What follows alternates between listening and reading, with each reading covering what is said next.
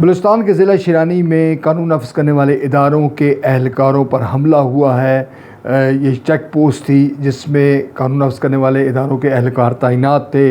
ابتدائی اطلاعات کے مطابق 4 اہلکار ہمارے شہید ہو گئے ہیں، کچھ زخمیوں کی بھی اطلاعات ہیں۔ اس کے علاوہ ایک جو حملہ آور ہے وہ مارا گیا ہے، باقی بھاگنے میں کامیاب ہو گئے ہیں۔